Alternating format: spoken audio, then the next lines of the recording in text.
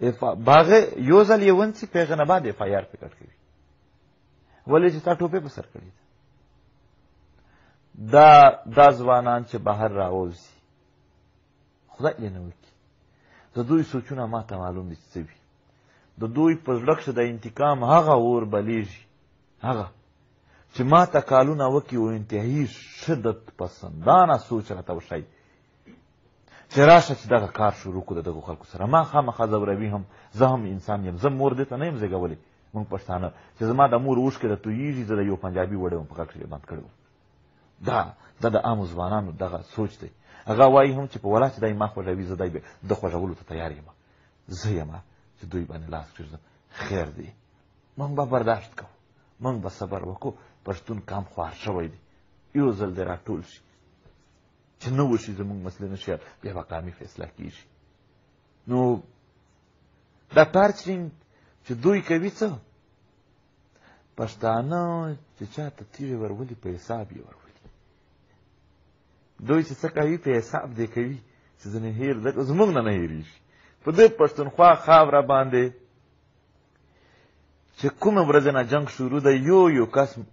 وجل شوی دی شهید شوی دی هغه که ډاکټر دی هغه که ټیچر دی هغه که عالم دی هغه که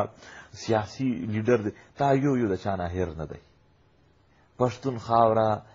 پښتون خاورې ځوانان مشران پېغلې دا نه هېروي ته چې څومره دا زیاتی نور کوې اوس پاڅون راغلی دی د دغې شدت به زیات راځي په دې ځوانانو په سوچ نو دا دوی یعنې ځان ته کار ګوري بیا نن ته دا هلکان وهې ټکوې ټارچر کوې خوندې مندې په کور شي په ژړا دي نو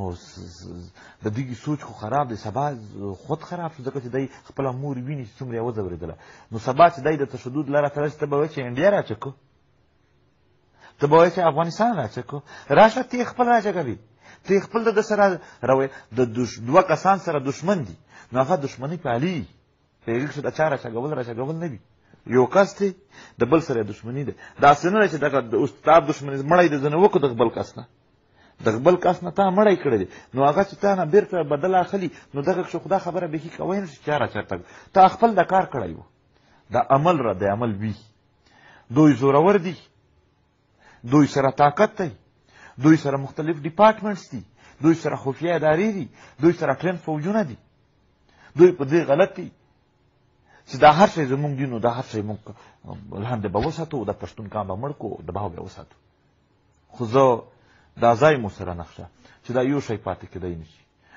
یو کس چې دلته یې ظلم کړی دی دا به د دوی عدالت ته موږ سوالونه که کله د دوی عدالت نه دا پښتون کام مایوسه شو بیا پښتون کام خپل عدالت جوړوي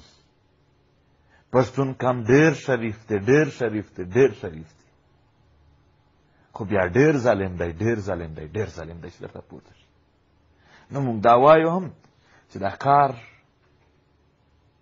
مه کوئ غلط یې مه کوئ دا شریف کام مه مجبوروئ